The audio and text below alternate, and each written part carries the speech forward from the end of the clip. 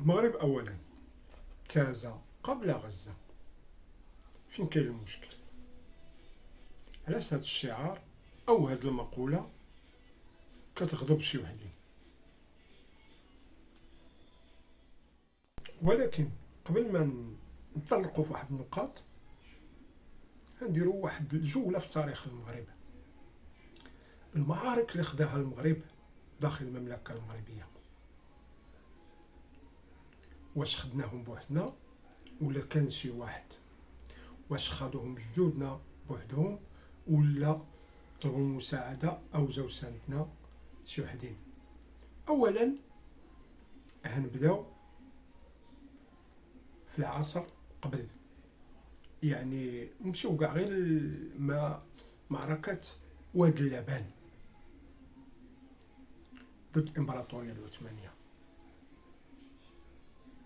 جاو شي إخوان أو شي أمة عاونونا. ياك معركة واد اللبن كانت بدارعة الخلافة العثمانية بغات تسيطر على المملكة المغربية في العهد السعديين. شكون تصدى لهم؟ المغاربة وحدهم، وهزموا سليمان القانوني. وما أدراك ما سليمان القانوني؟ ها وحدنا. ثانيا معركة واد المخازن، معركة الملوك الثلاث اللي كان فيها السلطان عبد الملك السعدي وأخوه المنصور الذهبي. السؤال، شكون كان معنا؟ معركة إسلي في عهد عبد الرحمن بن هشام، شكون كان معنا؟ ياك العالم الآخر مع الأجربيقة اصطف مع الفرنسيين. المقاومة المغربية، شكون قاوم معنا الاحتلال الفرنسي والإسباني؟ لا في الريف لا في الأطلس، لا، لوحدنا. إذن قضايانا أو حروبنا أو معاركنا خدناها لوحدنا، وهذا فخر. نتكلم عن النقطة الثانية، الحروب مثل فتح ما يسمى أو فتح القدس صلاح الدين الأيوبي. ملي كنجيو نشوفو التاريخ كيتكرر صلاح الدين الأيوبي، ما يذكرش المغاربة، ما يتذكرش السلطان يعقوب المنصور الموحدي، ما كيذكرش معركة حطين والدور ديال المغاربة. ملي كيتكلموا على الأندلس كيقول لك تراث أو ثقافة عربية إسلامية. ولكن حنا اللي مازالين كنضحيو عليها دابا وكندفعوا الضريبة هي اللي سبتها ليليا. أين الأخوة؟ أين الأمة؟ إذا هنا ملي كنجيو نشوفو عبر التاريخ جميع المعارك ديالنا خدناهم بوحدهم، والمعارك ديالهم كنا معاهم. نمشيو غير القرن اللي داز، حرب الجولان، الكتيبة ديال المدفعية ديال الصفريوي اللي كانت تباد على بكرة أبيها. فين خدناها؟ في الجولان، معركة أكتوبر، وزيد.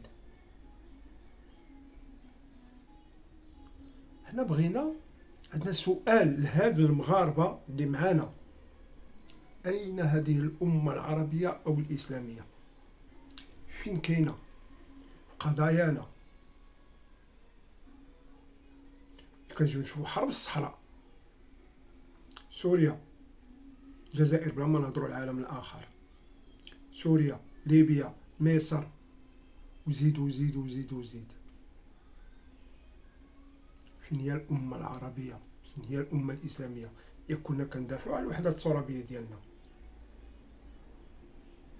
أين هما؟ لهذا فالشعار أو مقولة المغرب أولا راه خصنا نطبقوها، خصها تكون نحطوها أمامنا، يعني مصلحة المغرب فوق أي مصلحة. لأن كل الدول كيشوفوا مصلحتهم، كل الدول تيمشيو لمصلحتهم. وعلاش حنا ما نبقاو غير نضحيو؟ علاش غير حنا نبقاو نشوفوا القضايا الاخرى؟ حنا ما كنتكلموش على فلسطين او كنتكلموا عموما لمصلحة المغرب، فخصنا نكونوا معاه. وهذا هو الفكر اللي خصو يكون عند المغاربة.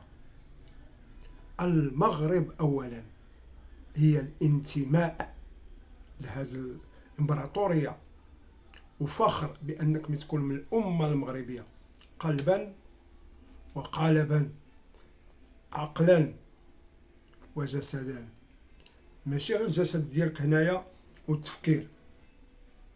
هذه رسالة لتجار الكوفية وتجار القضية. بغيتي تتضامن مع قضية واحدة أخرى من حقك، ولكن ما تكونش من تتضامن معك، لأنكم نتوما غير تجار. والحلقة الجاية هندير لكم على مقاولة سماح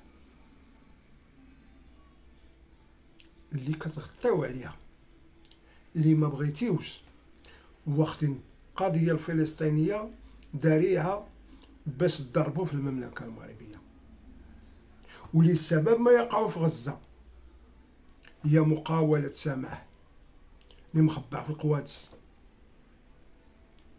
في النهاية تشكر الأشقاء والأصدقاء المغرب اللي وقفوا معنا ومازالين.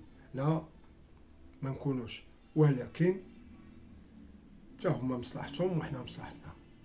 الاحترام المتبادل، لهذا احترمني نحترمك، كون معايا نكون معاه، وهذا. ونقولوا رسالة: من لن يدعم قضيتي أو يكون في الحياد فيها فلا قضية له عندي.